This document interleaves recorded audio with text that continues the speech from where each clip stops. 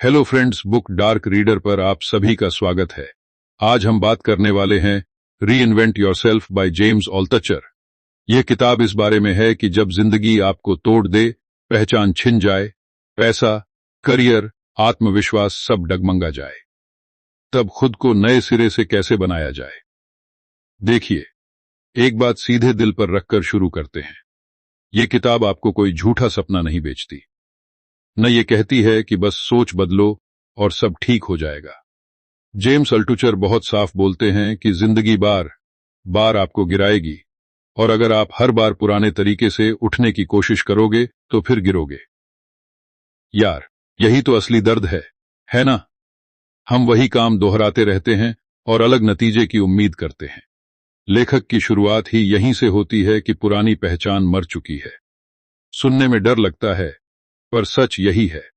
James ऑल्टचर अपनी जिंदगी का कड़वा सच सामने रखते हैं।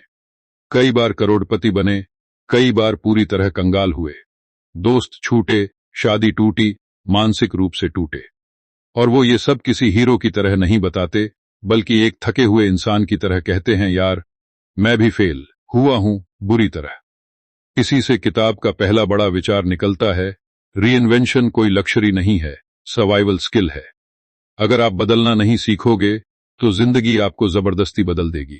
वो एक लाइन लिखते हैं जो बहुत चुभती है, your old self is dead. अब इसका मतलब ये नहीं कि आप सच में कुछ खो चुके हो, बल्कि ये कि जिस पहचान से आप चिपके हुए हो, आपकी डिग्री, आपकी पुरानी नौकरी, आपकी पुरानी सफलता, वो अब काम नहीं आ रही। और जब तक आप उसे पकड़े रहोगे, तब तक नया कुछ पैदा ही नहीं होगा। इसका भावनात्मक मतलब समझिए, दर्द इसलिए होता है क्योंकि हम छोड़ना नहीं चाहते। हम कहते हैं, मैं ऐसा इंसान था, मैंने ये किया है, लोग मुझे इस वजह से जानते थे। पर दुनिया को फर्क नहीं पड़ता। दुनिया सिर्फ ये देखती है कि आज आप क्या कर सकते हो। अब आप सोच रहे होंगे, ठीक है, मान लिया कि पुरानी पहचान बेकार हो गई, पर नई पहचान कैसे बनाऊं? यहीं पर लेखक पहला व्यावहारिक फ्रेमवर्क देते हैं, जिसे वो कहते हैं डेली प्रैक्टिस। वो कहते हैं, रीइन्वेंट योरसेल्फ कोई एक बड़ा फैसला नहीं होता, बल्कि रोज की छोटी छोटी आदतों का नतीजा होता है। और ये 4 हिस्सों में बंटा है, फिजिकल, इमोशनल, मेंटल और स्पिरिचुअल। घबराइए मत, कोई भारी शब्द नहीं है, अभी आसान कर देता हूं। फिजिकल मतलब आपका शरीर। जेम्स बहुत सख्ती से कहते हैं कि अगर शरीर टूटा हुआ है तो दिमाग झूठ बोलता है। नींद पूरी नहीं, खान पान गड़बड़, शरीर थका, तो आप गलत फैसले लोगे। वो अपने अनुभव से बताते हैं कि जब वो पूरी तरह फेल थे, तब भी उन्होंने रोज चलना शुरू किया। हल्का खाना, पानी ज्यादा। कोई जिम हीरो नहीं बने, बस शरीर को दुश्मन नहीं बनने दिया।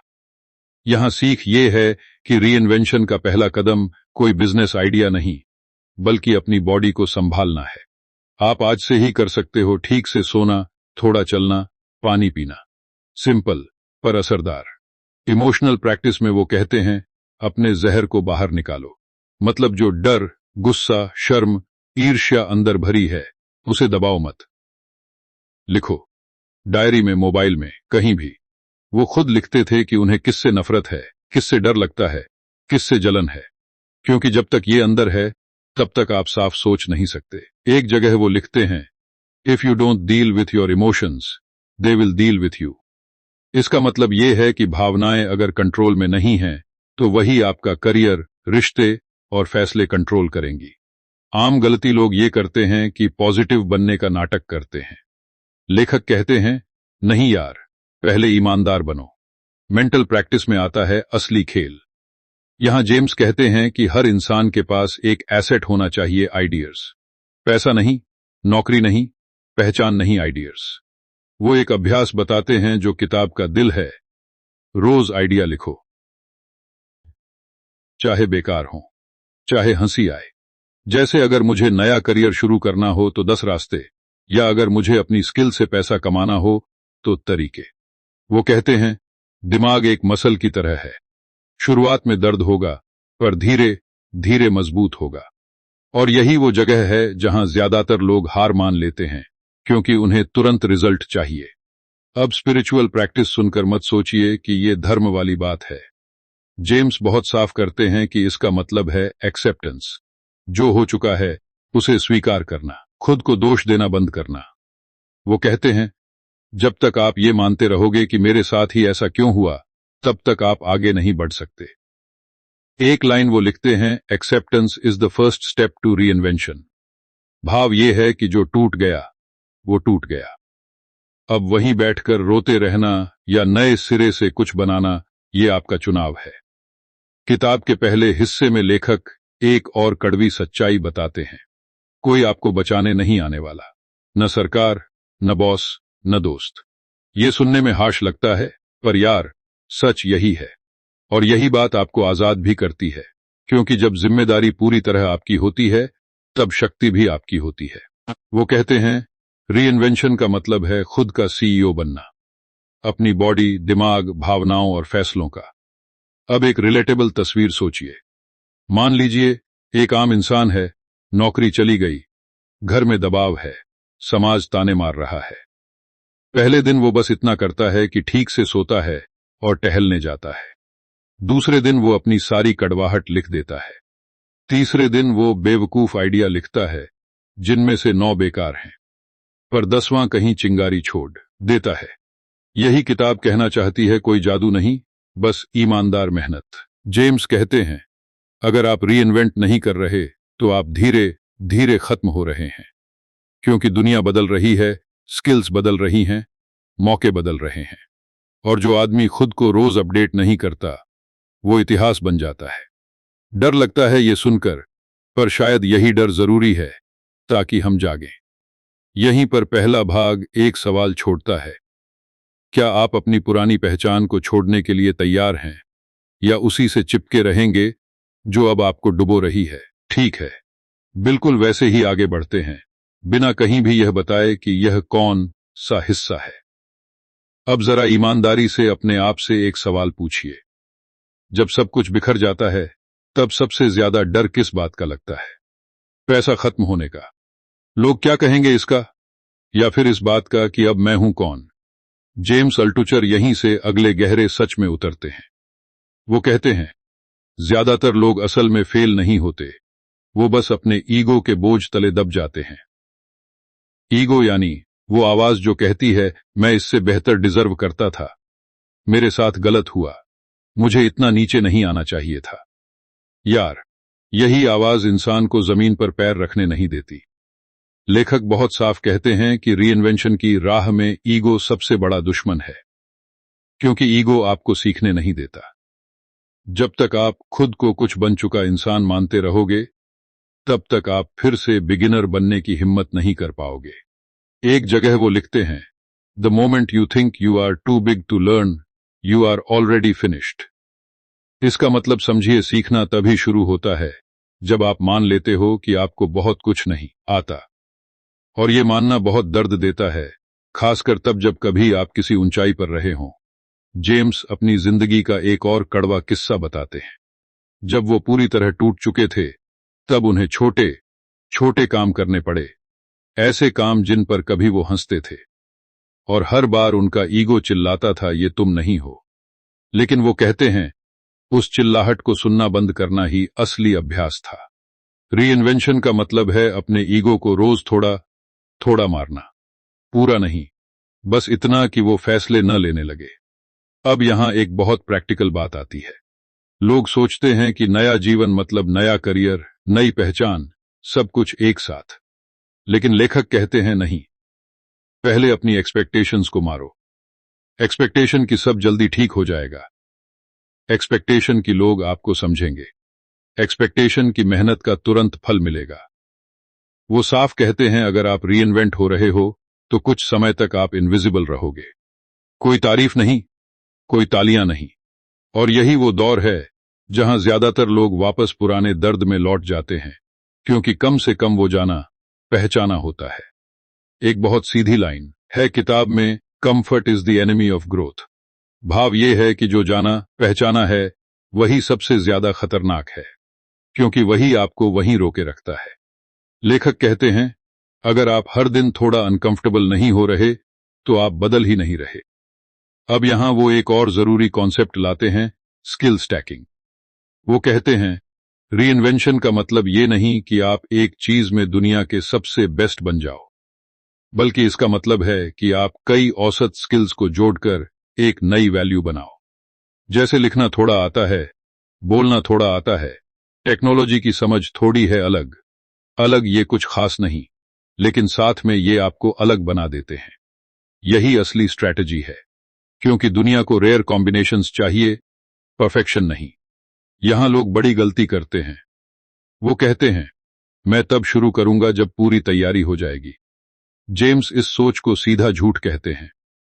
वो बताते हैं कि तैयारी कभी पूरी नहीं होती।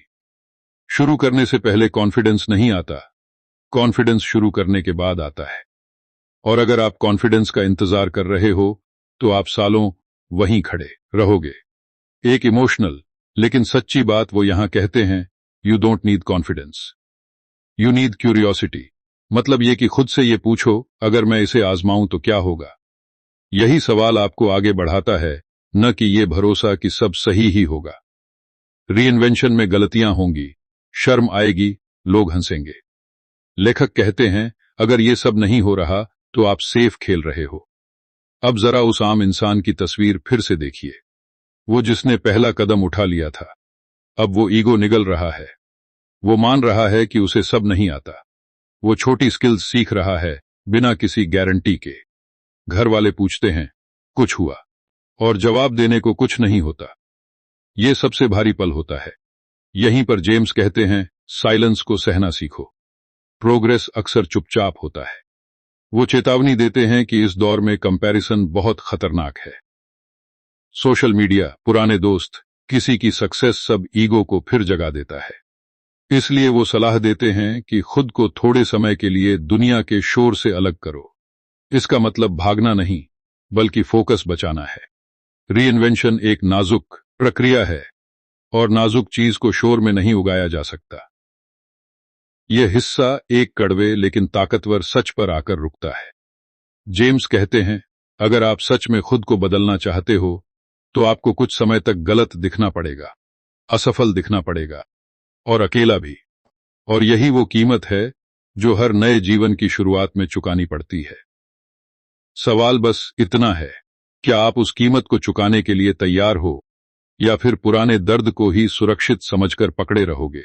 अब जरा एक और गहरी परत में उतरते हैं, क्योंकि यहीं पर ज्यादातर लोग अंदर से टूट जाते हैं। जेम्स अल्टुचर कहते हैं कि जब आप ईगो को किनारे करना शुरू करते हो, स्किल्स सीखने लगते हो, रोज कुछ नया आजमाते हो, तब एक अजीब सा खालीपन आता है। ऐसा लगता है जैसे आप किसी दो दुनियाओं के बीच फंस गए हो। पुरानी जिंदगी पीछे छूट चुकी है, लेकिन नई जिंदगी अभी बनी नहीं है। और यार, यही वो जगह है जहां सबसे ज्यादा डर लगता है, क्योंकि इंसान खालीपन से डरता है। हमें कुछ न कुछ पहचान चाहिए, चाहे वो दर्दनाक ही क्यों न हो। लेखक इसे द गैप कहते हैं। ये वो समय है जब आप पूछते हो मैं सही रास्ते पर हूं भी या नहीं।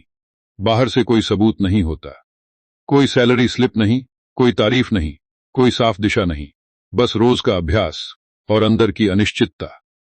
जेम्स साफ कहते हैं कि अगर आप इस गैप को सहन नहीं कर सकते तो रीइन्वेंशन संभव ही नहीं है, क्योंकि हर नया जीवन इसी अंधेरे से होकर गुजरता है। एक जगह वो लिखते हैं the gap is where you are rebuilt, not where you are rewarded. इसका मतलब ये है कि ये दौर आपको इनाम देने नहीं आया है, ये आपको बदलने आया है। लेकिन दिक्कत ये है कि हम हर चीज को रिवॉर्ड से नापते हैं। पैसा आया या नहीं, पहचान बनी या नहीं, लोग मान रहे हैं या नहीं। लेखक कहते हैं इस सोच को थोड़े समय के लिए बंद करना पड़ेगा, क्योंकि अगर आप हर दिन रिजल्ट देखने लगोगे तो आप प्रोसेस से भाग जाओगे।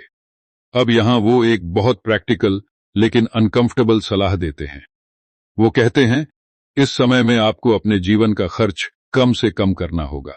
मतलब सिर्फ पैसे नहीं, इमोशनल खर्च भी, गलत रिश्ते, ड्रेनिंग लोग, बेकार कमिटमेंट्स, सब। रीइन्वेंशन हाफ हार्टेड होकर नहीं होती। अगर आप पुरानी जिंदगी के सारे खर्च उठाते हुए नई जिंदगी बनाना चाहोगे तो टूट जाओगे।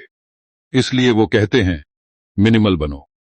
जरूरत से ज्यादा चीजें नहीं, जरूरत से ज्यादा लोग नहीं, जरूरत से ज्यादा एक्सपेक्टेशंस नहीं। यहीं पर लोग एक बहुत बड़ी गलती करते हैं। वो सोचते हैं कि खुद को बदलने का मतलब है दुनिया को दिखाना कि देखो मैं कुछ कर रहा हूं।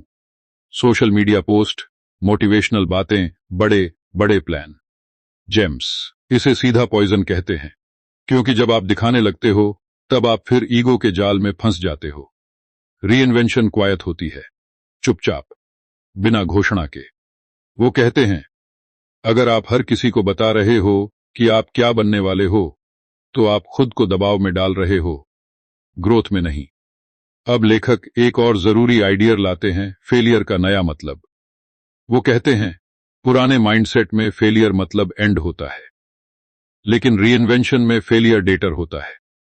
मतलब हर असफल कोशिश आपको बताती है कि क्या काम नहीं करता। अगर आप इसे पर्सनल ले रहे हो तो आप सीख नहीं रहे।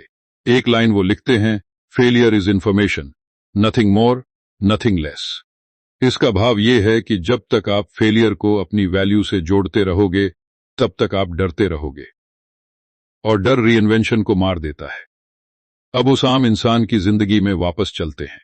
वो रोज कुछ सीख रहा है, कुछ लिख रहा है, कुछ नया आजमा रहा है, लेकिन बाहर से देखने पर कुछ नहीं बदला।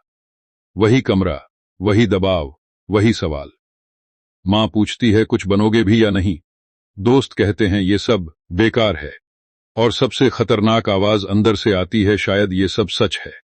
यार, यही वो पल है जहां ज्यादातर लोग वापस पुराने दर्द में लौट जाते हैं, क्योंकि कम से कम वो दर्द जाना पहचाना होता है। जेम्स कहते हैं, इस समय एक ही चीज आपको बचा सकती है, रूटीन। मोटिवेशन नहीं, इंस्पिरेशन नहीं, बस रूटीन। रोज का छोटा अभ्यास, चाहे मन करे या न करे।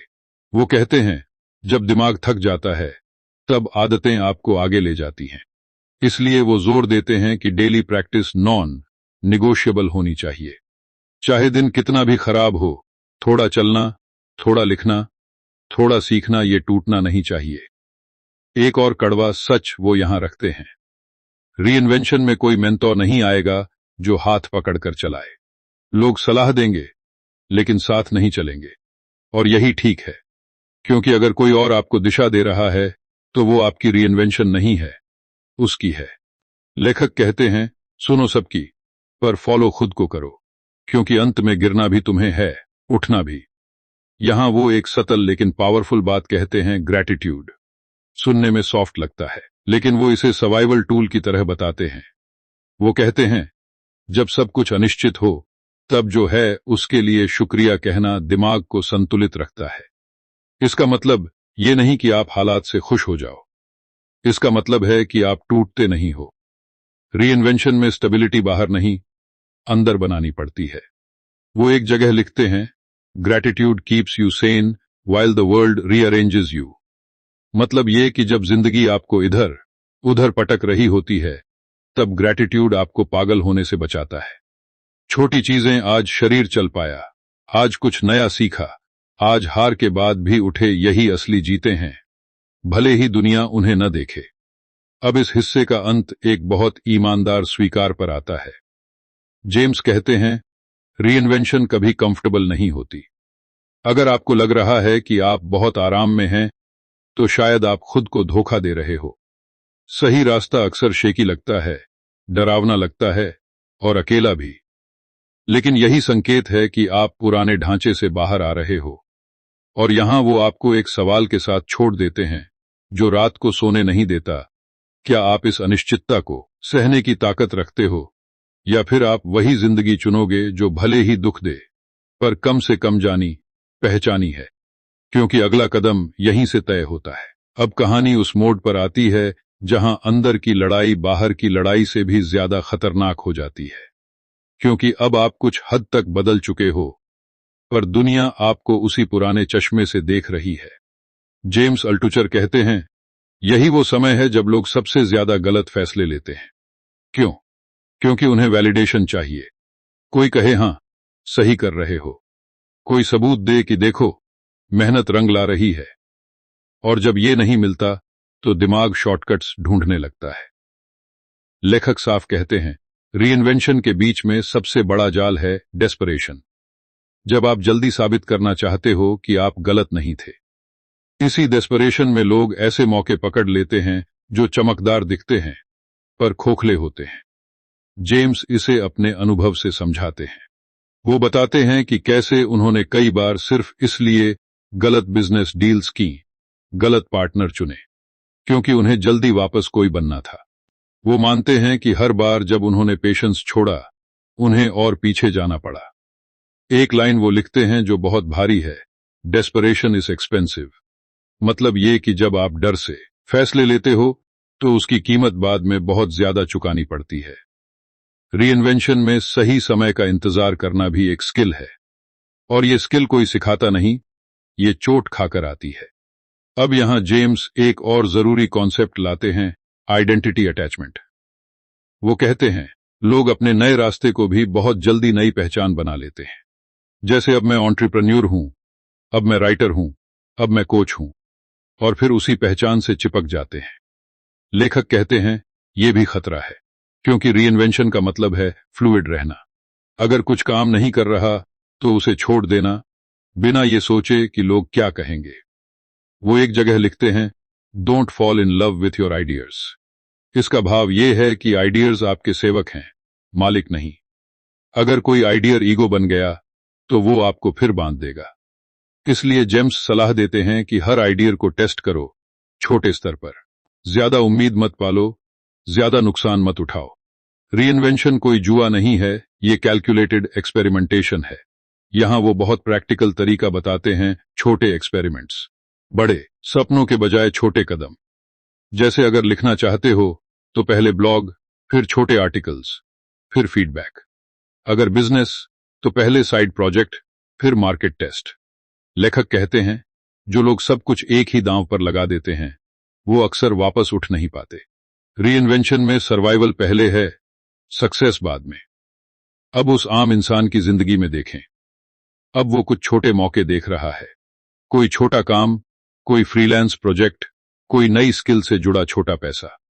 पर दिमाग कहता है ये तो बहुत छोटा है, इससे क्या होगा। जेम्स कहते हैं यही सोच खतरनाक है, क्योंकि छोटे मौके कॉन्फिडेंस बनाते हैं। रीइन्वेंशन में कॉन्फिडेंस पहले नहीं आता, कॉन्फिडेंस बनता है छोटे छोटे विंस से। एक जगह वो बहुत सख्त बात कहते हैं, small wins save your life. मतलब ये कि जब सब कुछ शेकी हो तब छोटे जीत आपको गिरने से बचाती हैं। और जो इंसान छोटे विंस को नजरअंदाज करता है वो अंदर से खोखला हो जाता है। अब यहां एक इमोशनल लेकिन जरूरी बात आती है, रिश्ते। जेम्स कहते हैं रीइन्वेंशन के दौरान कुछ लोग आपके साथ नहीं चल पाएंगे, और इसका मतलब ये नहीं कि वो बुरे हैं, बस उनकी जिंदगी, उनकी सोच, उनकी जरूरतें अलग हैं। लेकिन लोग इस बदलाव को पर्सनल ले लेते हैं। वो या तो खुद को रोक लेते हैं या गुस्से में रिश्ते तोड़ देते हैं। लेखक कहते हैं दोनों गलत हैं। आपको शांति से एक्सेप्ट करना होगा कि हर कोई आपके नए सफर का हिस्सा नहीं हो सकता। वो एक लाइन लिखते हैं, you are allowed to outgrow people. इसका मतलब ये नहीं कि आप किसी को नीचा दिखाओ, बल्कि ये कि आप खुद को छोटा न रखो सिर्फ इसलिए कि कोई और अनकंफर्टेबल हो जाए। रीइन्वेंशन में बाउंड्रीज बहुत जरूरी हैं। बिना बाउंड्रीज के आप फिर पुराने रोल में खींच जाओगे। अब जेम्स एक और गहरी चीज पर आते हैं, सेल्फ टॉक। वो कहते हैं इस समय आपका सबसे बड़ा दुश्मन बाहर नहीं, अंदर की आवाज है। वो आवाज जो हर रात पूछती है क्या होगा अगर सब बेकार निकला। लेखक कहते हैं उस आवाज को हटाने की कोशिश मत करो, उससे बात करो, उसे डेटर दो। मतलब डर को कहो ठीक है, वर्स्ट केस क्या है। अक्सर जवाब इतना डरावना नहीं निकलता जितना दिमाग दिखाता है। वो बताते हैं कि कैसे उन्होंने खुद से सवाल पूछना शुरू किया, अगर ये एक्सपेरिमेंट फेल हुआ तो मैं क्या करूंगा। और जब जवाब मिल गया तो डर कम हो गया। रीइन्वेंशन में डर को दबाया नहीं जाता, समझा जाता है। अब इस हिस्से में एक बहुत सतल लेकिन पावरफुल सीख आती है, पेशेंस विद बॉर्डम। जब एक्साइटमेंट खत्म हो जाती है और रूटीन बचता है, यही वो समय है जब लोग सोचते हैं शायद ये मेरे लिए नहीं है। जेम्स कहते हैं नहीं यार, यही असली काम है। रीइन्वेंशन ग्लैमरस नहीं होती, ज्यादातर दिन बोरिंग होते हैं। और अगर आप बॉर्डम सहन नहीं कर सकते तो आप मैस्टरी तक नहीं पहुंच सकते। वो एक जगह लिखते हैं, boredom is the price of a meaningful life. मतलब ये कि जो चीज लंबे समय तक टिकती है वो रोज एक्साइटमेंट नहीं देती। और यही फर्क है हॉबी और नए जीवन के निर्माण में। अब इस प्रवाह का अंत एक शांत लेकिन सख्त सच पर आता है। जेम्स कहते हैं, रीइन्वेंशन में कोई ट्रम्पेट नहीं बजता, कोई स्टेज नहीं, कोई अपलोर्स नहीं। बस एक दिन आप पीछे मुड़कर देखते हो और पाते हो कि आप वही इंसान नहीं रहे जो कभी टूट कर बैठा था। फर्क सतल होता है पर असली होता है। और यहीं एक सवाल हवा में रह जाता है, जब कोई देखने वाला नहीं होगा, तारीफ करने वाला नहीं होगा, तब भी क्या आप वही काम करते रहोगे जो आपको धीरे धीरे नया बना रहा है? क्योंकि आगे की राह इसी सवाल का जवाब मांगती है। अब बात उस पल की है जहां ज्यादातर लोग सोचते हैं कि शायद अब सब ठीक होने लगा है, और यहीं पर सबसे ज्यादा सावधान रहने की जरूरत होती है। जेम्स अल्टुचर कहते हैं, रीइन्वेंशन का सबसे खतरनाक चरण वो होता है जब आपको पहली बार हल्की सी स्थिरता महसूस होने लगती है। थोड़ा काम मिलने लगता है, थोड़ी पहचान लौटती है, थोड़ा पैसा आने लगता है, और दिमाग फुसफुसाता है, देखा, मैं सही था। यार, यही फुसफुसाहट अगर ध्यान न रखा जाए तो फिर से ईगो को जिंदा कर देती है। लेखक साफ कहते हैं कि रीइन्वेंशन कभी लिनियर नहीं होती। मतलब ऐसा नहीं है कि नीचे से ऊपर सीधी लाइन में सब सुधरता जाए। ये जिगजैग रास्ता है, एक कदम आगे, दो कदम पीछे। और जो लोग इस सच को नहीं मानते वो हर गिरावट पर खुद को कोसने लगते हैं। जेम्स कहते हैं, गिरावट फेलियर नहीं है, गिरावट फीडबैक है। अगर आप हर सेटबैक को सिग्नल मानने लगोगे, इंसल्ट नहीं, तो आप लंबे समय तक टिक पाओगे। एक जगह वो लिखते हैं, stability can make you lazy if you forget how fragile it is. इसका मतलब यह है कि जो थोड़ी सी स्टेबिलिटी मिली है वो स्थायी नहीं है। अगर आप उसे एंटाइटलमेंट समझने लगे तो आप फिर से वही गलती करोगे जो पहले कर चुके हो। इसलिए लेखक सलाह देते हैं कि ह्यूमिलिटी को रोज प्रैक्टिस में रखो। अपने आप से ये याद दिलाते रहो कि आप यहां तक कैसे पहुंचे, छोटे कदम, डिसिप्लिन और पेशेंस से। अब जेम्स एक बहुत जरूरी विषय पर आते हैं, इनकम वर्सेस आइडेंटिटी। वो कहते हैं, अपनी कमाई को अपनी पहचान मत बनने दो, क्योंकि अगर कल वो इनकम चली गई तो आप फिर अंदर से टूट जाओगे। रीइन्वेंशन में इनकम एक बाय प्रोडक्ट है, गोल नहीं। गोल है कैपेबिलिटी बनाना, ऐसी क्षमता जो अलग अलग हालात में काम आए। यही वजह है कि वो बार बार स्किल्स, आइडियाज और लर्निंग पर जोर देते हैं। पैसा आए या ना आए, ये तीन चीजें बढ़ती रहनी चाहिए। वो एक लाइन लिखते हैं, money follows value, not the other way around. भाव ये है कि अगर आप वैल्यू बना रहे हो तो पैसा देर सवेर आएगा, लेकिन अगर आप सिर्फ पैसे के पीछे भाग रहे हो तो वैल्यू बन ही नहीं पाएगी, और बिना वैल्यू के कोई रीइन्वेंशन टिकती नहीं। अब यहां एक सतल लेकिन गहरी बात आती है, कंपैरिजन का दूसरा रूप। पहले आप दूसरों से तुलना करते थे और खुद को छोटा महसूस करते थे। अब थोड़ी तरक्की के बाद आप दूसरों को नीचे देखने लगते हो। लेखक कहते हैं, दोनों ही पॉइजन है। रीइन्वेंशन में कंपैरिजन किसी भी दिशा में हो नुकसान ही करता है। आपको सिर्फ अपने कल के वर्जन से बात करनी है, किसी और से नहीं। वो बताते हैं कि कैसे उन्होंने खुद को ये नियम दिया, अगर मैं आज कल से थोड़ा बेहतर हूं तो दिन सफल है।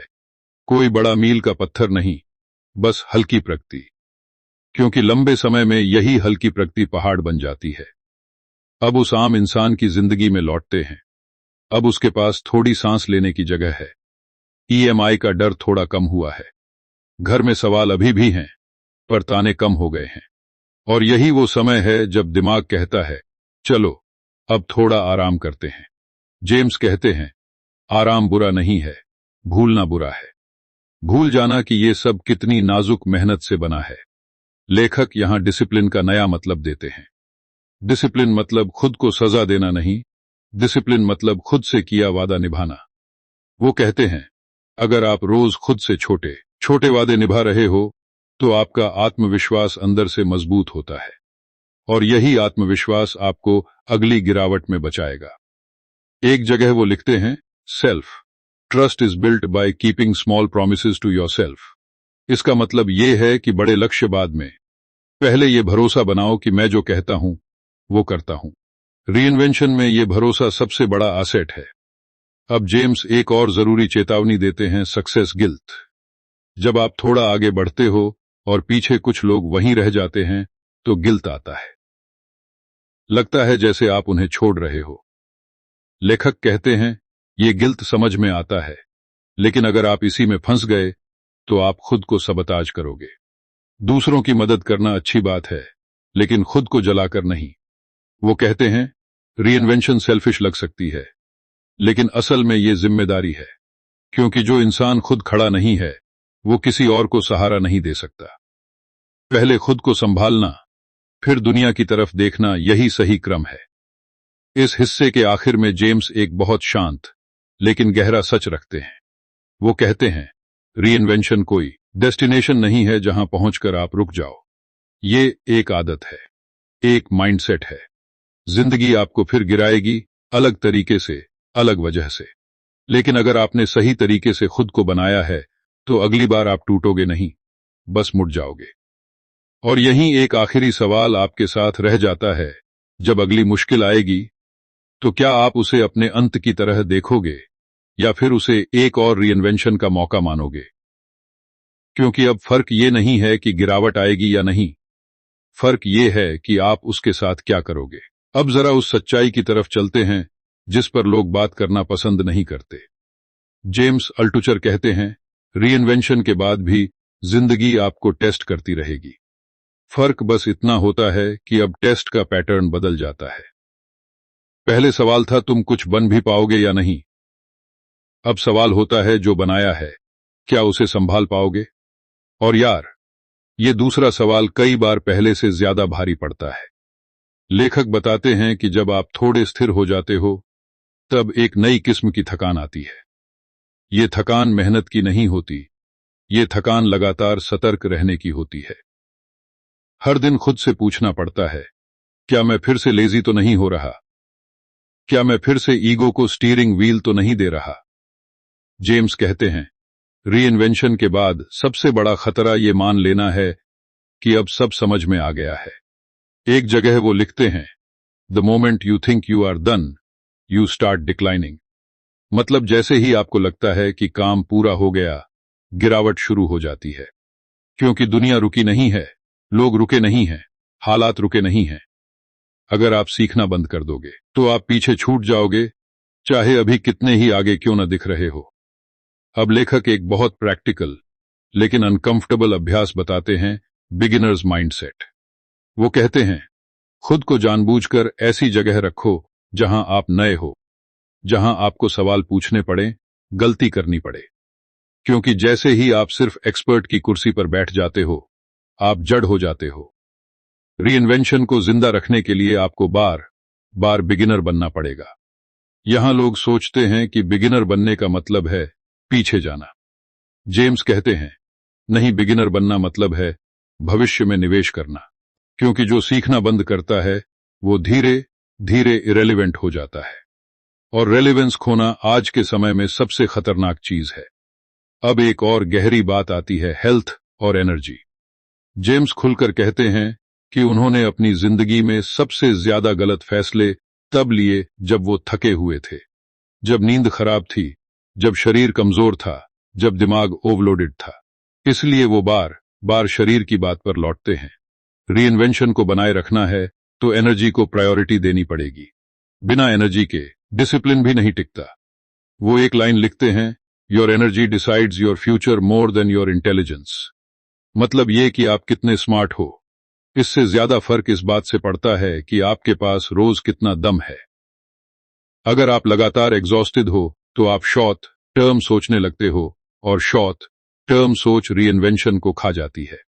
अब उस आम इंसान को फिर देखें। अब वो पहले से ज्यादा मजबूत है, पर जिम्मेदारियां भी बढ़ गई हैं। काम ज्यादा है, एक्सपेक्टेशंस ज्यादा हैं, और यहीं पर वो सोचता है अब तो ग्राइंड ही ग्राइंड है। जेम्स कहते हैं अगर आप सिर्फ ग्राइंड कर रहे हो और रिचार्ज नहीं कर रहे तो आप फिर उसी जाल में फंस रहे हो जहां से निकले थे। फर्क बस इतना है कि इस बार जाल सुनहरा दिखेगा। लेखक यहां बैलेंस की बात करते हैं, लेकिन सॉफ्ट तरीके से नहीं। वो कहते हैं बैलेंस कोई परफेक्ट स्थिति नहीं है, बैलेंस एक एडजस्टमेंट है। कभी ज्यादा काम, कभी ज्यादा आराम, लेकिन दोनों में अवेयरनेस होनी चाहिए। अगर आप बिना सोचे समझे बस भागते जा रहे हो तो आप रीइन्वेंशन को मेंटेन नहीं कर रहे, आप उससे भाग रहे हो। अब एक और सतल लेकिन बहुत असरदार बात आती है सेइंग नो। जेम्स कहते हैं जैसे जैसे आप आगे बढ़ते हो मौके बढ़ते हैं, और हर मौके के साथ टेम्पटेशन आता है, पैसा, पहचान, पावर, सब। लेकिन हर हां आपको किसी और चीज से दूर ले जाती है। इसलिए रीइन्वेंशन के इस चरण में ना कहना सीखना उतना ही जरूरी है जितना पहले हां कहना था। वो लिखते हैं every yes is a hidden no to something else. इसका मतलब ये है कि अगर आप हर चीज के लिए अवेलेबल हो तो आप अपने लिए अनअवेलेबल हो जाते हो, और फिर धीरे धीरे वही पुरानी थकान, वही पुरानी खोखलापन लौटने लगता है। अब जेम्स एक और गहरी सच्चाई रखते हैं, लोनलीनेस। रीइन्वेंशन के बाद भी अकेलापन पूरी तरह नहीं जाता। फर्क बस ये होता है कि अब आप उससे डरते नहीं हो। वो कहते हैं कुछ रास्ते अकेले ही चलने होते हैं, और अगर आप हर समय किसी की मौजूदगी ढूंढ रहे हो तो शायद आप खुद के साथ बैठना अभी सीख नहीं पाए। वो बताते हैं कि कैसे उन्होंने अकेले समय को एनिमी से फ्रेंड बनाया, पढ़ना, लिखना, सोचना बिना डिस्ट्रैक्शन के, क्योंकि यही वो जगह है जहां अगली रीइन्वेंशन के बीज पड़ते हैं। हां, अगली, क्योंकि एक बात जेम्स बार बार कहते हैं, रीइन्वेंशन वन टाइम इवेंट नहीं है। इस हिस्से के आखिर में एक बहुत शांत लेकिन गहरा एहसास छोड़ दिया जाता है। जेम्स कहते हैं असली जीत ये नहीं है कि आप गिरने से बच गए, असली जीत ये है कि अब आप गिरने से डरते नहीं हो, क्योंकि अब आपको भरोसा है कि चाहे कुछ भी टूटे आप खुद को फिर से बना सकते हो। और यही भरोसा धीरे धीरे आपके अंदर एक नई शांति पैदा करता है। वो शांति जो बाहर की हालात से नहीं आती, बल्कि इस यकीन से आती है कि मैं इससे पहले भी टूटा हूं और फिर खड़ा हुआ हूं। अब सवाल ये नहीं है कि आगे क्या होगा, सवाल ये है क्या आप इस भरोसे को संभाल कर रख पाओगे या फिर एक दिन इसे भी हल्के में ले लोगे, क्योंकि अगली परीक्षा वहीं से शुरू होती है। अब जिंदगी एक और चाल चलती है। बाहर से सब ठीक दिखता है, पर अंदर एक अजीब सी बेचैनी उठने लगती है। जेम्स अल्टुचर कहते हैं इस चरण में सबसे खतरनाक सवाल जन्म लेता है, अब आगे क्या? क्योंकि अब आप सिर्फ बच नहीं रहे, अब आप जी रहे हो, और जीने का मतलब है चुनाव करना। किस दिशा में जाना है, किस कीमत पर जाना है, और किसे पीछे छोड़ना है। यार, यही वो जगह है जहां जिम्मेदारी सच में भारी लगती है। लेखक कहते हैं रीइन्वेंशन के बाद एक भ्रम पैदा होता है कि अब आपको हर चीज में सही होना चाहिए। लोग आपसे सलाह मांगने लगते हैं, आपकी बातों को गंभीरता से लेने लगते हैं, और धीरे धीरे एक नया ईगो सिर उठाता है, अब तो मुझे पता है। जेम्स चेतावनी देते हैं कि ये ईगो पहले वाले ईगो से भी ज्यादा चालाक होता है। ये खुद को ह्यूमिलिटी के कपड़े पहनाकर आता है, लेकिन अंदर से वही पुरानी भूख रखता है, नियंत्रण की भूख। एक जगह वो लिखते हैं wisdom is knowing how easily you can fool yourself. इसका मतलब ये है कि सबसे बड़ा खतरा बाहर की दुनिया नहीं, बल्कि खुद को दिया गया झूठा भरोसा है। रीइन्वेंशन को जिंदा रखने के लिए आपको अपने ऊपर शक करना आना चाहिए।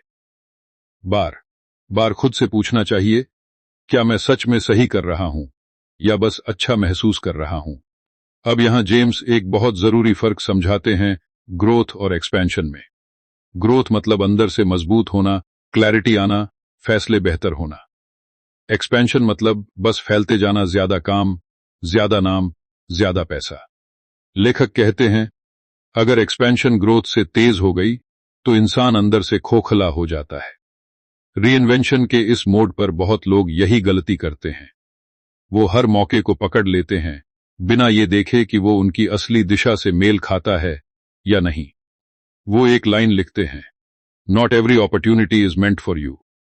भाव ये है कि कुछ मौके अच्छे होते हैं लेकिन आपके नहीं होते, और मैच्योरिटी यही है कि आप उन्हें छोड़ सको बिना खुद को छोटा महसूस किए। रीइन्वेंशन में असली ताकत सिलेक्शन में है, अक्यूमुलेशन में नहीं। अब उस आम इंसान की जिंदगी को देखें अब उसके पास विकल्प हैं। पहले वो सिर्फ किसी भी काम के लिए तैयार था, अब वो चुन सकता है। लेकिन चुनाव करना डराता है, क्योंकि हर चुनाव के साथ रिग्रेट का खतरा जुड़ा होता है। जेम्स कहते हैं, रिग्रेट से बचने की कोशिश मत करो। रिग्रेट जिंदगी का हिस्सा है, लेकिन एक चीज से जरूर बचो, सेल्फ बिट्रेयल, यानी वो काम करना जो अंदर से गलत लगता है, सिर्फ सुविधा या डर की वजह से। वो कहते हैं, रीइन्वेंशन का असली टेस्ट यही होता है, जब आप अपने वैल्यूज के खिलाफ जाते हो या नहीं। वैल्यूज कोई बड़ी बड़ी बातें नहीं होती। वैल्यूज मतलब वो चीजें जिनके बिना आप रात को चैन से नहीं सो पाते।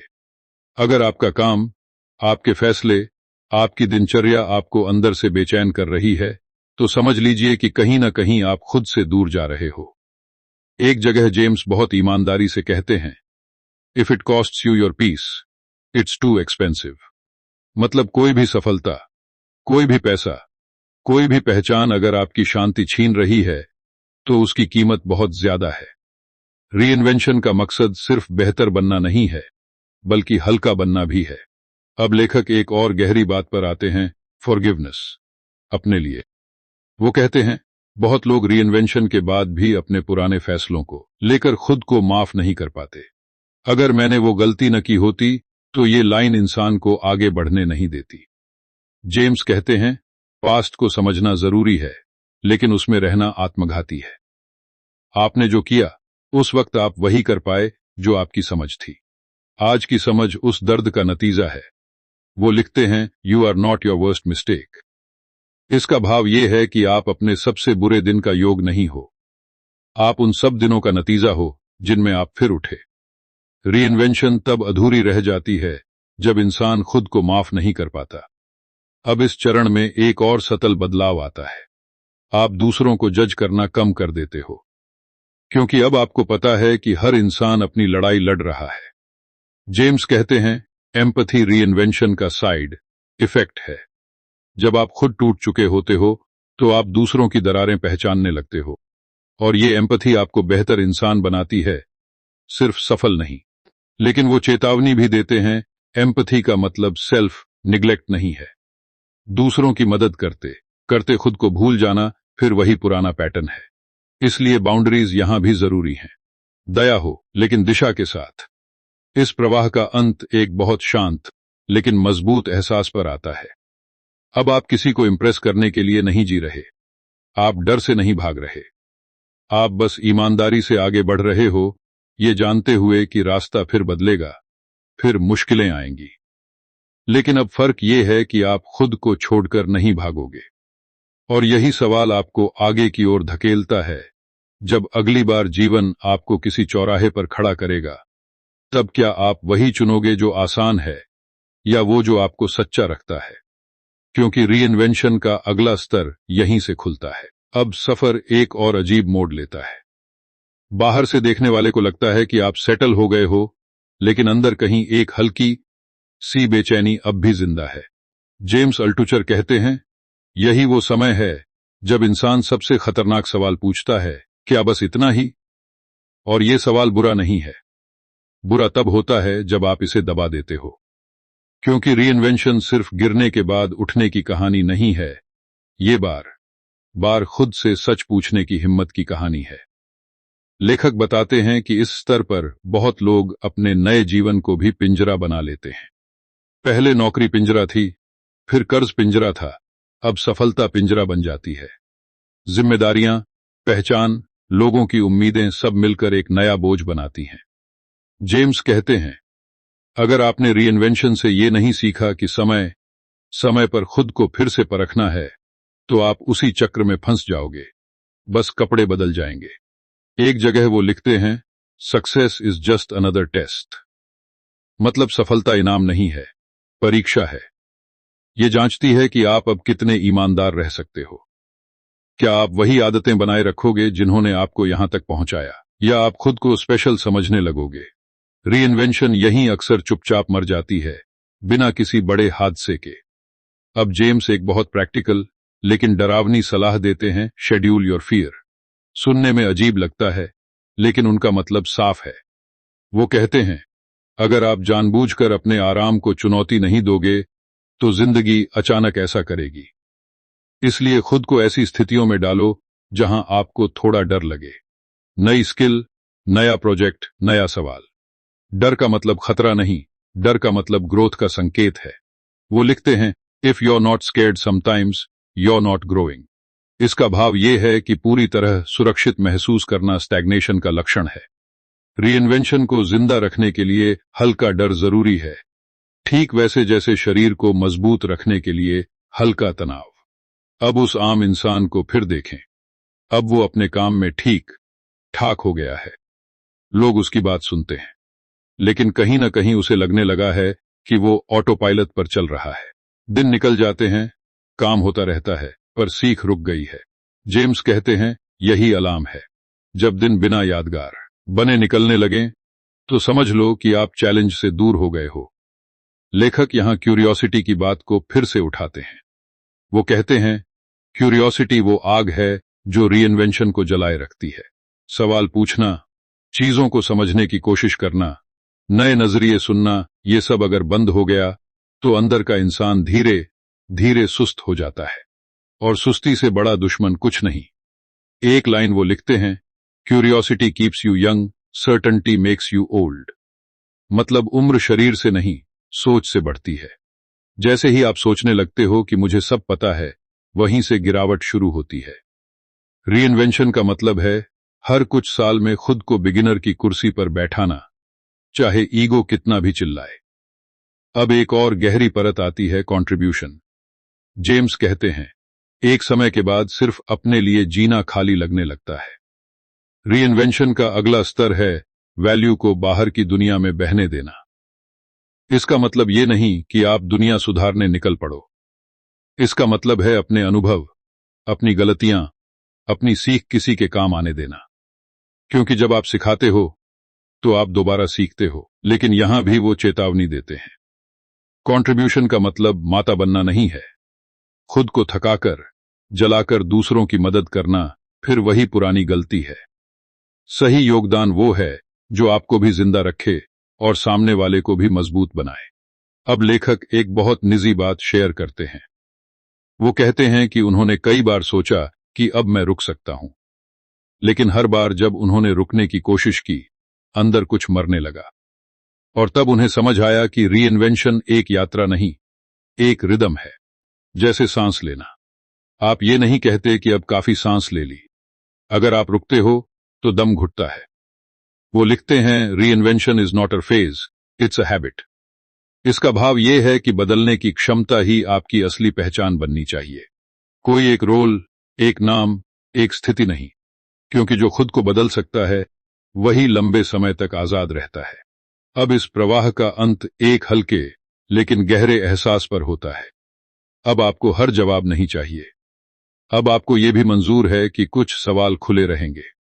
पहले ये बात डराती थी, अब ये शांति देती है। क्योंकि अब आपको भरोसा है कि चाहे सवाल कितने भी बदलें, आप खुद को बदलना जानते हो। और यही एक आखिरी सवाल धीरे धीरे मन में बैठ जाता है। अगर कल आपकी आज की पहचान भी बेकार हो जाए तो क्या आप फिर से शुरू कर सकते हो?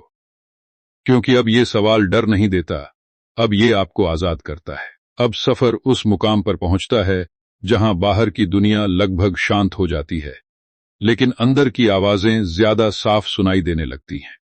जेम्स अल्टुचर कहते हैं, इस चरण में इंसान को पहली बार सच में समझ आता है कि असली लड़ाई हालात से नहीं थी, अपनी पहचान से थी। पहले आप सोचते थे कि अगर हालात बदल गए तो सब ठीक हो जाएगा। फिर आपने पहचान बदली, आदतें बदली, रास्ता बदला। और अब अचानक ये एहसास आता है कि बदलाव का असली केंद्र हमेशा आपके भीतर ही था। लेखक कहते हैं, यहां पहुंचकर एक अजीब सा डर फिर लौटता है, लेकिन इस बार वो डर फेल होने का नहीं होता। ये डर होता है स्थिर हो जाने का, कि कहीं आप फिर से किसी नए सेफ बॉक्स में तो नहीं फंस गए।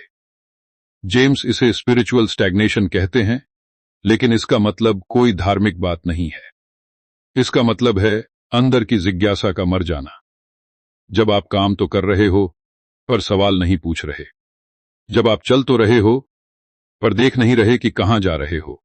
एक जगह वो लिखते हैं, the biggest danger is not failure, it's unconscious success. इसका भाव बहुत गहरा है। असफलता आपको जगा देती है, लेकिन बिना होश की सफलता आपको सुला देती है।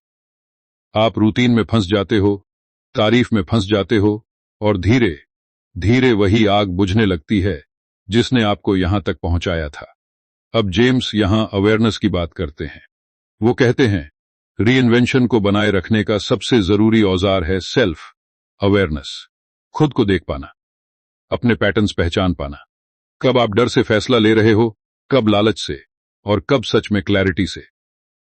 ज्यादातर लोग अपने फैसलों को लॉजिकल कह देते हैं, लेकिन लेखक कहते हैं, जरा ईमानदारी से देखो, कहीं वो कंफर्ट को लॉजिक का नाम तो नहीं दे रहे। वो एक लाइन लिखते हैं, awareness turns reactions into choices. मतलब जब आप अवेयर होते हो, तब आप बस रिएक्ट नहीं करते, आप चूज करते हो। और चॉइस वही जगह है जहां आजादी शुरू होती है।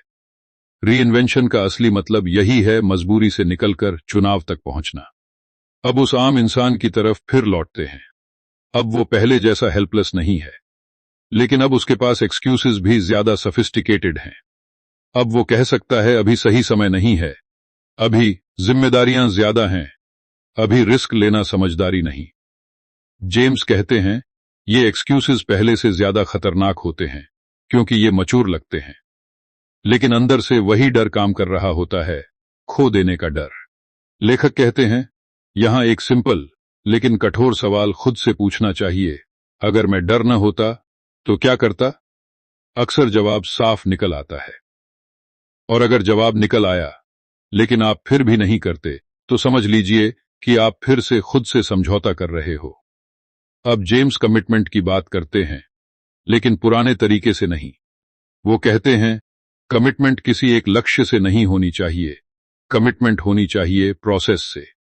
क्योंकि लक्ष्य बदल सकते हैं, हालात बदल सकते हैं, लेकिन अगर आप प्रोसेस से जुड़े हो, सीखना, सुधारना, ईमानदारी से काम करना, तो आप कहीं भी हो, खोते नहीं हो। वो लिखते हैं, commit to the process, not the outcome. इसका भाव यह है कि आउटकम आपके हाथ में नहीं होता, लेकिन प्रोसेस होता है। रीइन्वेंशन उसी दिन मर जाती है जिस दिन आप सिर्फ नतीजों के पीछे भागने लगते हो। अब यहां एक बहुत नाजुक लेकिन जरूरी विषय आता है, मीनिंग। जेम्स कहते हैं, एक समय के बाद पैसा, पहचान, स्टेबिलिटी काफी नहीं लगते। इंसान पूछता है, मैं ये सब क्यों कर रहा हूं। अगर इस सवाल का जवाब नहीं है, तो अंदर एक खालीपन रह जाता है। रीइन्वेंशन का अगला स्तर यही है कि आप अपने काम को किसी बड़े संदर्भ में देखना सीखो। इसका मतलब ये नहीं कि आपको कोई महान मिशन ढूंढना है। कभी कभी मीनिंग बस इतना होता है कि आपका काम किसी और के दिन को थोड़ा आसान बना दे। लेखक कहते हैं, मीनिंग बाहर से नहीं मिलता, मीनिंग बनता है। जैसे आप अपने काम को कैसे देखते हो, कैसे करते हो, और किस इरादे से करते हो। दो लोग एक ही काम कर सकते हैं, लेकिन एक अंदर से खाली रहेगा, दूसरा जुड़ा हुआ महसूस करेगा। फर्क इरादे का होता है। एक जगह वो लिखते हैं, meaning is something you assign, not something you find. मतलब जिंदगी आपको मीनिंग नहीं देगी, आपको ही उसे देना पड़ेगा। रीइन्वेंशन यहां आकर सिर्फ सर्वाइवल नहीं रहती, यहां वो जीवन की गुणवत्ता बन जाती है। अब इस हिस्से के अंत में जेम्स एक बहुत शांत लेकिन सच्चा एहसास छोड़ते हैं। वो कहते हैं, अगर आपने यहां तक आकर ये सीख लिया है कि खुद को ऑब्जर्व कैसे करना है, खुद से ईमानदार कैसे रहना है, और बदलने से डरना कैसे छोड़ना है, तो अब आप कहीं भी हो, आप खोए नहीं हो।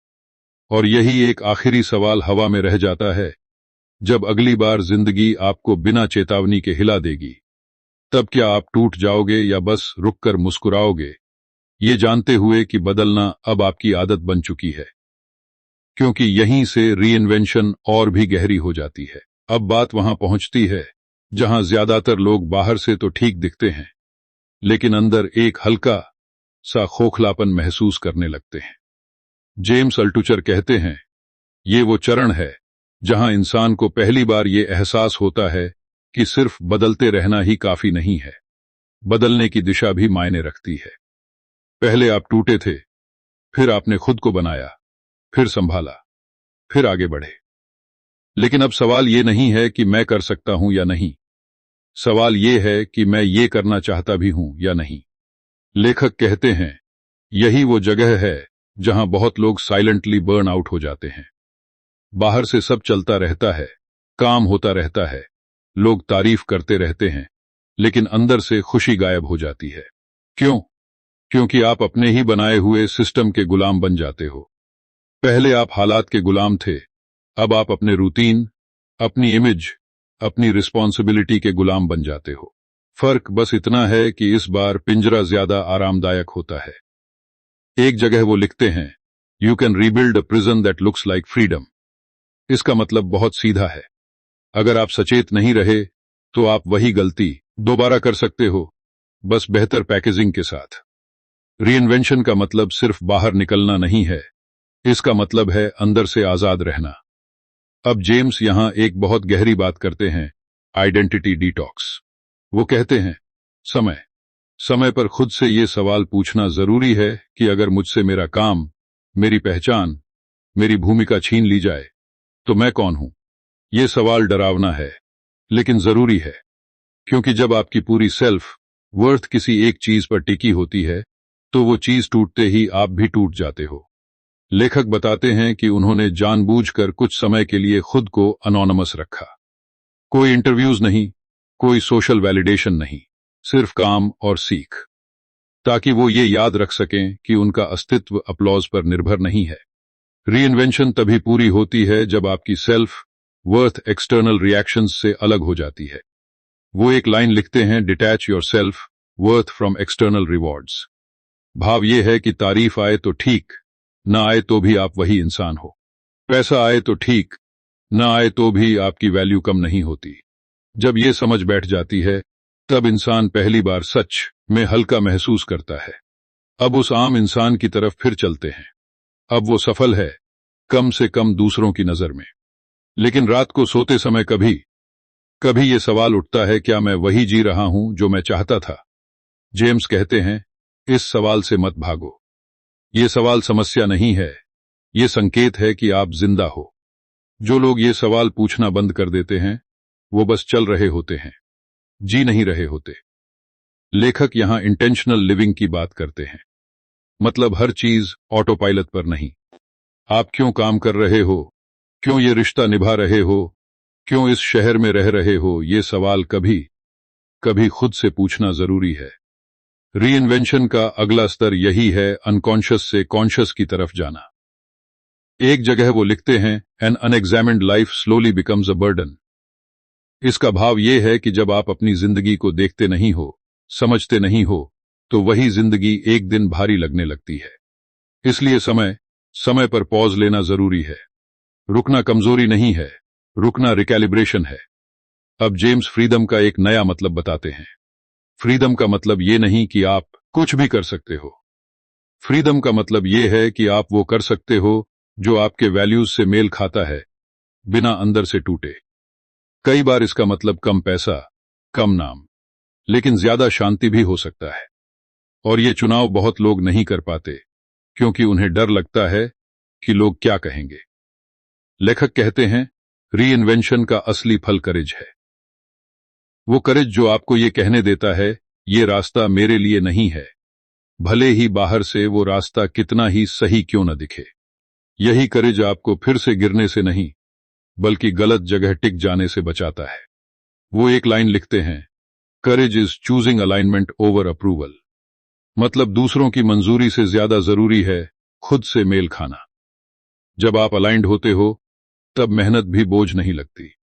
अब इस प्रवाह के आखिर में एक बहुत शांत लेकिन सच्चा एहसास उभरता है।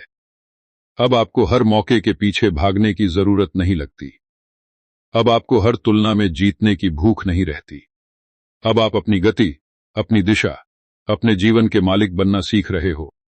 और यहीं एक सवाल आपके साथ रह जाता है, अगर आज सब कुछ फिर से बदल जाए, अगर आपको फिर से चुनना पड़े, तो क्या आप वही जीवन चुनोगे जो अभी जी रहे हो? क्योंकि अगर जवाब हां के करीब है तो समझ लीजिए कि रीइन्वेंशन अब सिर्फ एक प्रक्रिया नहीं रही, वो आपकी प्रकृति बन चुकी है। अब बात उस स्तर पर पहुंचती है जहां जिंदगी बाहर से शांत दिखती है, लेकिन अंदर एक बहुत जिम्मेदार शांति होती है। जेम्स अल्टुचर कहते हैं, इस जगह पर आकर इंसान पहली बार समझता है कि रीइन्वेंशन का असली मतलब लगातार दौड़ते रहना नहीं है, बल्कि सही समय पर रुकना और सही समय पर चलना जानना है। पहले आप इसलिए भागते थे क्योंकि डर था। अब अगर आप भागते भी हो तो वो डर से नहीं, चुनी हुई दिशा से होता है। लेखक कहते हैं, इस मोड़ पर सबसे बड़ी चुनौती आती है कंसिस्टेंसी की। शुरुआत में बदलना मुश्किल होता है, लेकिन बाद में बदलते रहना और भी मुश्किल हो जाता है, क्योंकि अब कोई बाहरी संकट आपको धक्का नहीं दे रहा होता। अब आपको खुद ही खुद को ईमानदार रखना होता है।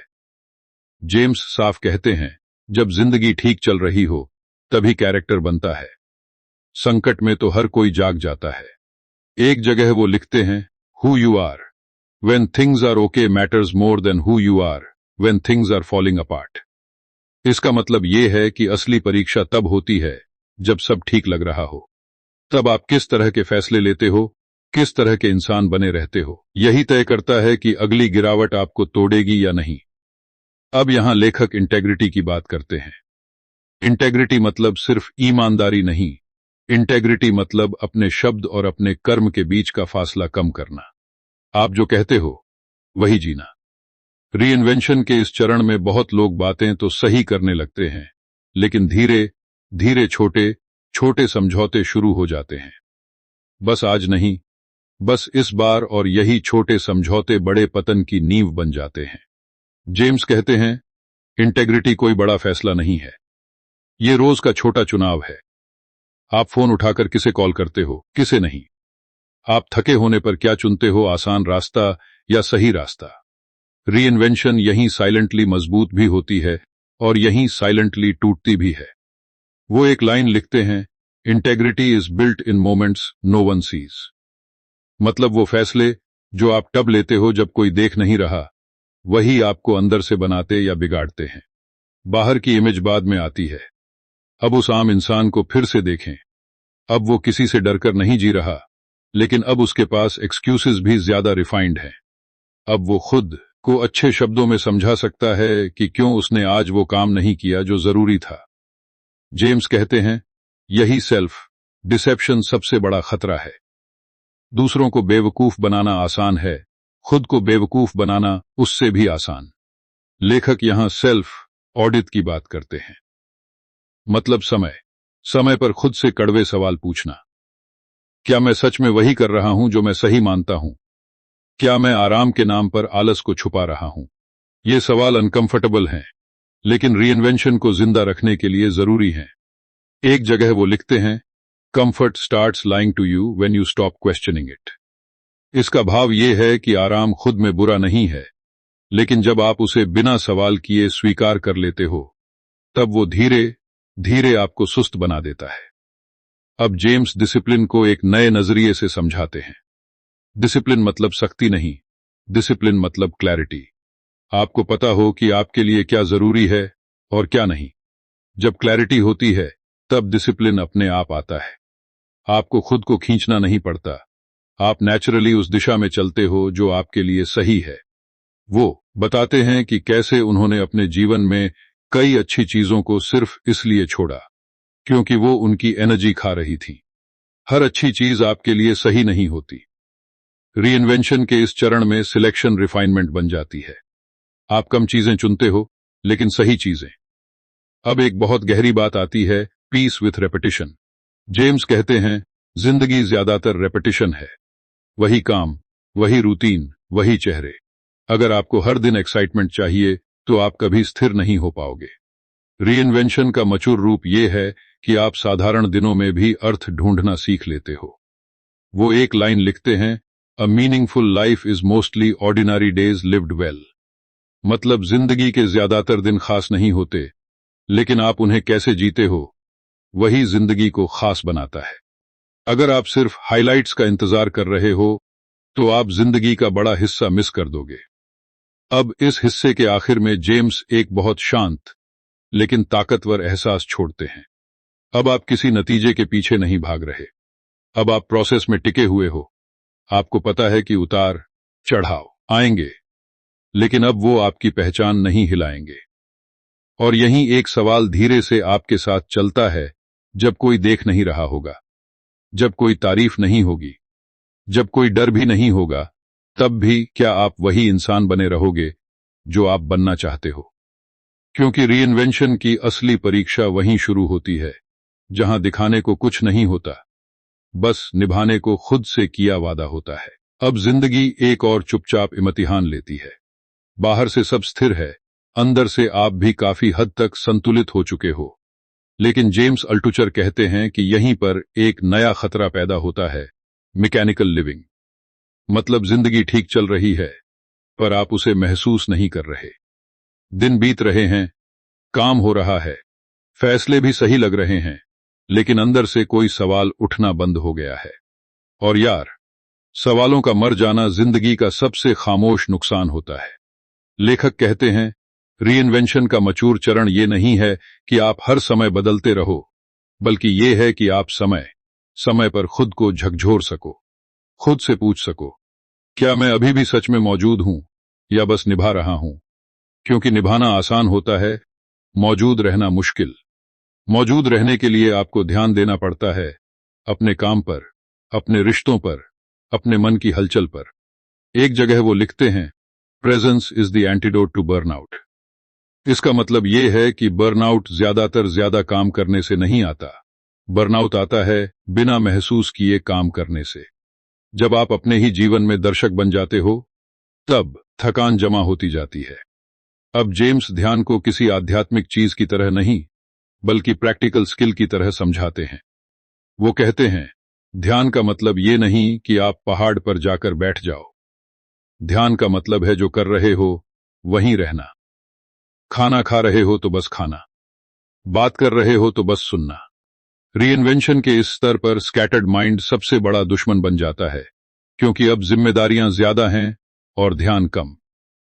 वो एक लाइन लिखते हैं, attention is your most valuable currency. मतलब पैसा, समय, ऊर्जा सब बाद में आते हैं। अगर आपका ध्यान आपके हाथ में नहीं है, तो आपकी जिंदगी भी आपके हाथ में नहीं है।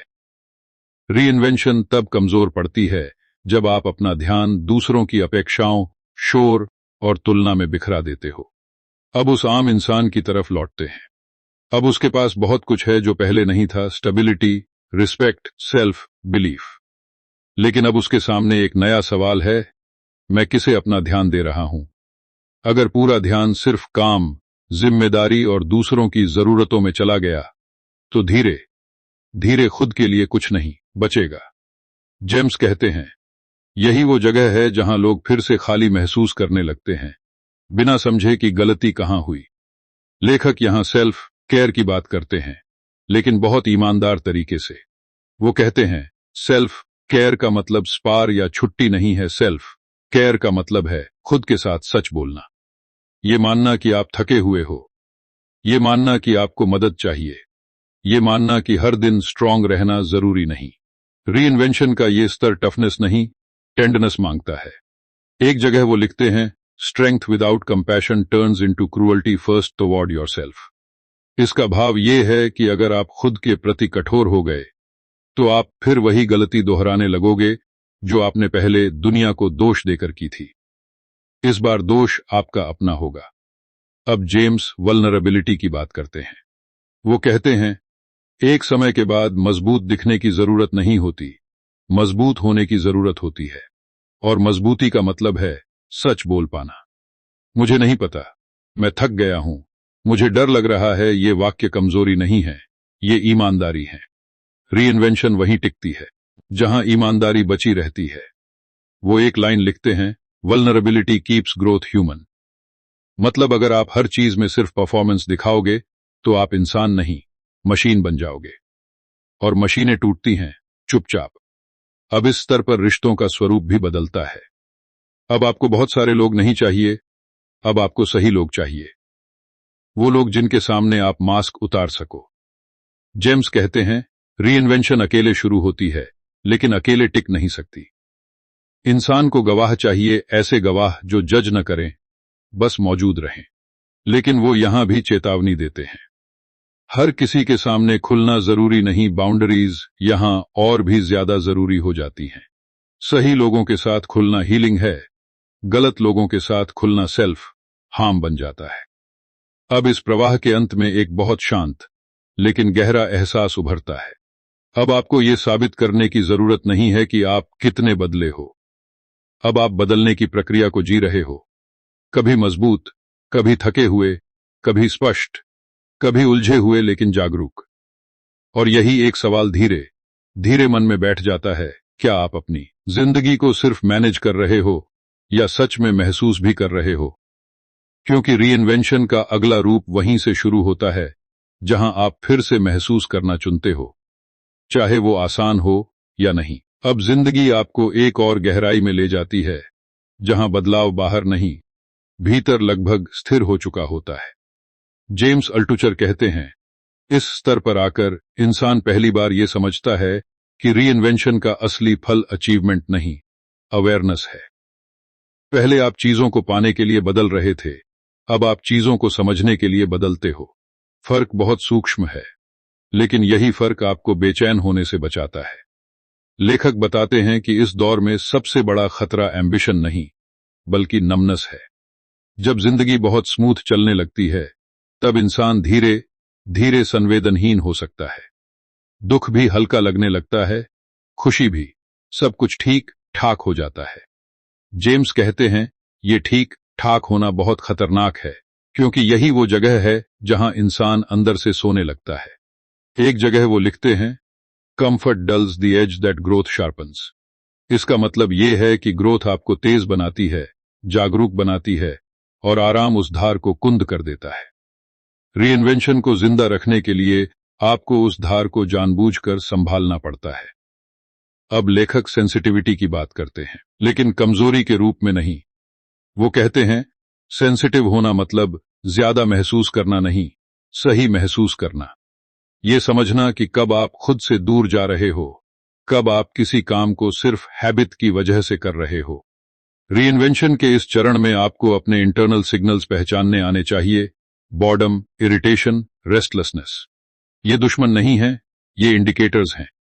वो एक लाइन लिखते हैं, discomfort is often the first sign of truth. मतलब जब कुछ अंदर से खटकने लगे तो उसे तुरंत दबाओ मत। शायद वो आपको कुछ जरूरी बता रहा है। बहुत लोग इसी डिस्कम्फर्ट को डिस्ट्रैक्शन से मार देते हैं, ज्यादा काम, ज्यादा स्क्रीन, ज्यादा शोर। जेम्स कहते हैं, यही वो जगह है जहां रीइन्वेंशन धीरे धीरे मर जाती है। अब उस आम इंसान को देखें। अब उसके पास सब कुछ है जिससे वो कभी डरता था, स्टेबिलिटी, रूटीन, पहचान। लेकिन अब कभी कभी उसे लगने लगता है कि वो बस रिपीट कर रहा है, वही फैसले, वही प्रतिक्रिया, वही दिन। जेम्स कहते हैं, अगर आप यहां रुक गए तो आप फिर से अतीत का नया वर्जन बना रहे हो। रीइन्वेंशन का मतलब है कि आप खुद को फ्रेश नजरों से देख पाओ, भले ही हालात वही हों। लेखक यहां रिफ्लेक्शन की बात करते हैं। रिफ्लेक्शन मतलब खुद से सवाल पूछना, बिना जवाब की जल्दी के। मैं आज ऐसा क्यों रिएक्ट कर गया? ये चीज मुझे अब क्यों भारी लग रही है? ये सवाल इमीडिएट सोल्यूशन नहीं मांगते, ये अवेयरनेस मांगते हैं। और अवेयरनेस ही इस स्तर की असली ताकत है। एक जगह वो लिखते हैं, reflection turns experience into wisdom. इसका भाव ये है कि अनुभव हर किसी के पास होते हैं, लेकिन उनसे सीख वही निकाल पाता है जो रुककर देखता है। रीइन्वेंशन में अनुभव से ज्यादा जरूरी है अनुभव को समझना। अब जेम्स ईगो के आखिरी रूप की बात करते हैं। वो ईगो जो चिल्लाता नहीं, बस धीरे से कहता है, मैं अब बेहतर हूं। और यही सबसे चालाक ईगो है, क्योंकि ये खुद को सुधार की जरूरत से बाहर समझने लगता है। लेखक कहते हैं, जैसे ही आपको लगे कि अब आपको बदलने की जरूरत नहीं, वहीं से दिखे शुरू हो जाती है। वो एक लाइन लिखते हैं, growth ends the moment curiosity dies. मतलब क्यूरियोसिटी खत्म होते ही विकास रुक जाता है। रीइन्वेंशन को जिंदा रखने के लिए क्यूरियोसिटी को रोज थोड़ा पानी देना पड़ता है।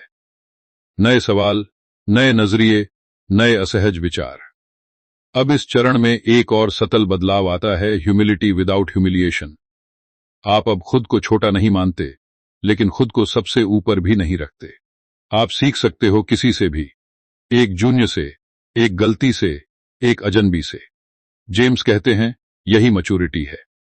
रीइन्वेंशन का ये स्तर शोर नहीं करता, ये बस क्वाइटली आपको बेहतर बनाता रहता है। इस प्रवाह के अंत में एक बहुत शांत लेकिन गहरा एहसास आता है। अब आपको किसी आइडेंटिटी को पकड़कर नहीं जीना पड़ता। आप रोल्स निभाते हो, लेकिन उन्हीं में खोते नहीं हो। काम करते हो, लेकिन वही बन नहीं जाते हो। रिश्ते निभाते हो, लेकिन खुद को मिटाते नहीं हो। और यही एक सवाल आपके साथ रह जाता है, जब सब कुछ ठीक चल रहा हो, तब भी क्या आप खुद को जगा कर रख पाओगे? क्योंकि असली रीइन्वेंशन वहीं से शुरू होती है, जहां कोई संकट नहीं होता, सिर्फ चुनाव होता है।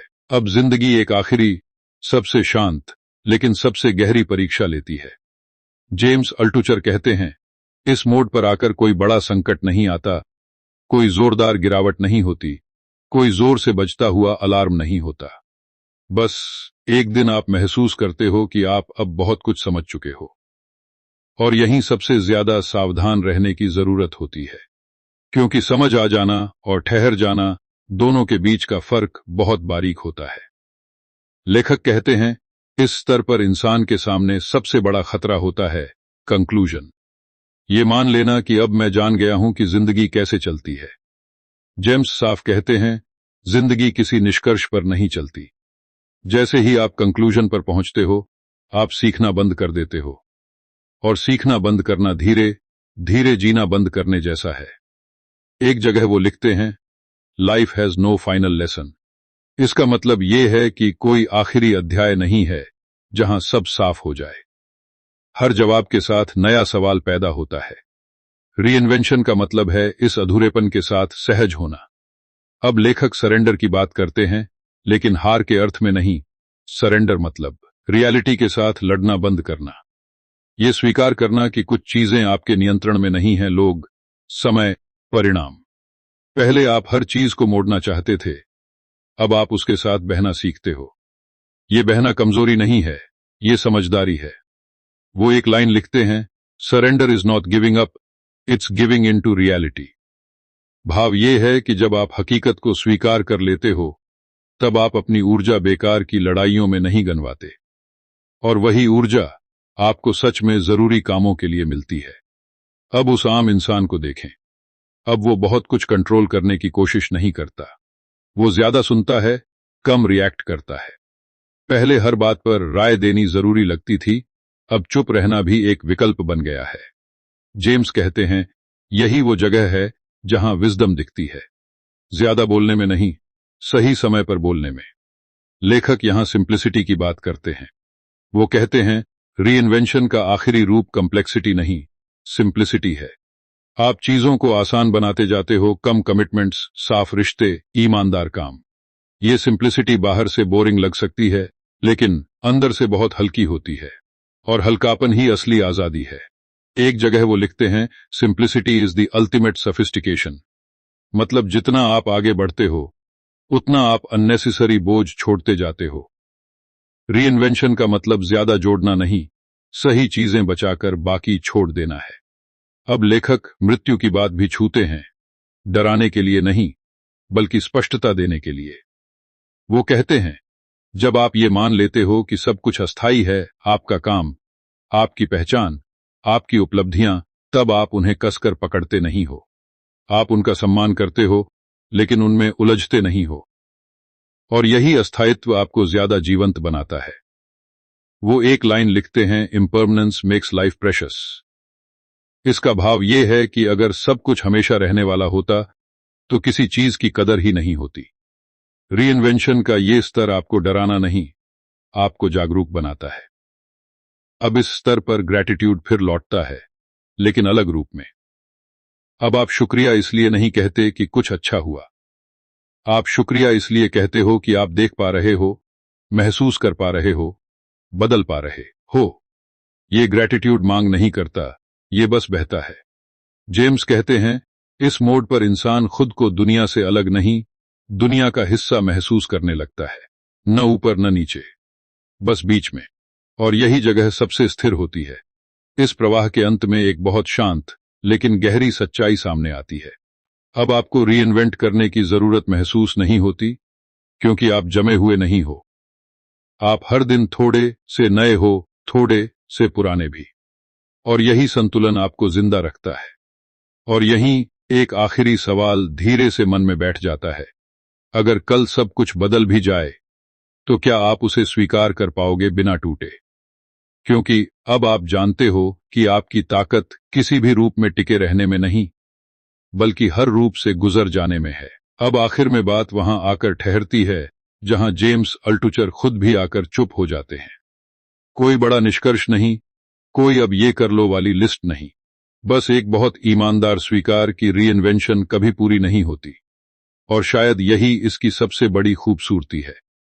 लेखक कहते हैं, जिंदगी आपको बार बार नए नाम, नई भूमिकाएं, नए चेहरे देगी। कभी आप जीतोगे, कभी हारोगे, कभी समझदार लगोगे, कभी बिल्कुल बेवकूफ। और अगर आप हर बार खुद को किसी एक परिभाषा में कैद कर लोगे तो हर बदलाव आपको तोड़ेगा। लेकिन अगर आप खुद को एक चलती प्रक्रिया मान लोगे तो कोई भी बदलाव आपको खत्म नहीं कर पाएगा। वो एक बहुत साधारण लेकिन भारी बात लिखते हैं, you are not a finished product. इसका मतलब ये नहीं कि आप अधूरे हो, इसका मतलब ये है कि आप जीवित हो। जो चीज पूरी हो जाती है वो बदलती नहीं, और जो बदलती नहीं वो धीरे धीरे मर जाती है। रीइन्वेंशन का असली सार यही है, जिंदा रहने की हिम्मत। अब पीछे मुड़कर देखें तो साफ दिखता है कि शुरुआत कहां से हुई थी। डर से, टूटने से, उस सवाल से अब मैं क्या करूं। और धीरे धीरे वो सवाल बदल गया। अब सवाल ये नहीं रहा कि मैं कौन हूं, बल्कि ये हो गया कि आज मैं कैसे ईमानदार रहूं। यही बदलाव रीइन्वेंशन की असली जीत है। जेम्स कहते हैं, जिंदगी आपको फिर गिराएगी, शायद पहले से अलग तरीके से, शायद ज्यादा चालाकी से। लेकिन अब फर्क यह है कि आप गिरने को व्यक्तिगत अपमान नहीं मानोगे। आप जानोगे कि गिरना प्रक्रिया का हिस्सा है, जैसे सांस लेना और छोड़ना, उठना और गिरना, सीखना और भूलना। वो एक लाइन लिखते हैं जो पूरी किताब का दिल है, reinvention is not about becoming someone else, it's about letting go of who you are not. इसका भाव बहुत गहरा है। आपको कोई नया मुखौटा नहीं पहनना, आपको बस वो सब उतारना है जो कभी मजबूरी में पहना था। डर, झूठी पहचान, दूसरों की उम्मीदें, अपनी ही बनाई हुई सीमाएं। अब उस आम इंसान को आखिरी बार देखें। वो अब कोई हीरो नहीं बना, वो अमर नहीं हुआ। उसकी जिंदगी में अभी भी बिल हैं, रिश्ते हैं, उलझने हैं। लेकिन अब एक फर्क है। अब जब वो आईने में देखता है तो भागता नहीं, अब वो अपने आप से सवाल पूछ सकता है बिना डर के। और यही आजादी है। जेम्स कहते हैं, रीइन्वेंशन का मतलब ये नहीं कि आप हमेशा मजबूत रहो, इसका मतलब ये है कि आप कमजोर होने से शर्मिंदा न हो। आप थक सकते हो, रुक सकते हो, दिशा बदल सकते हो बिना खुद को धोखा दिए। क्योंकि अब आप जानते हो कि आपकी कीमत किसी एक सफल कहानी से तय नहीं होती। वो आखिरी बात बहुत नरमी से कहते हैं, कोई घोषणा नहीं, कोई दावा नहीं, बस इतना कि अगर आप आज थोड़े ज्यादा सच बोल पा रहे हो, थोड़े ज्यादा सजग हो, थोड़े के कम डर से फैसले ले रहे हो, तो आप सही रास्ते पर हो, चाहे दुनिया कुछ भी कहे। और यहीं ये सफर रुकता नहीं, बस एक विराम लेता है। क्योंकि अब आपको किसी किताब की जरूरत नहीं है ये बताने के लिए कि आगे क्या करना है। अब आपके पास वो सबसे जरूरी चीज है, खुद को दोबारा शुरू करने का भरोसा। अब सवाल ये नहीं है कि जिंदगी आपको क्या देगी, सवाल ये है कि जब जिंदगी फिर सब कुछ बदल देगी तब आप क्या चुनोगे, डर से चिपकना या खुद को फिर से शांति से, ईमानदारी से गढ़ लेना। क्योंकि अब आप जानते हो, टूटना अंत नहीं है। अंत बस वही होता है जब इंसान बदलना छोड़ देता है।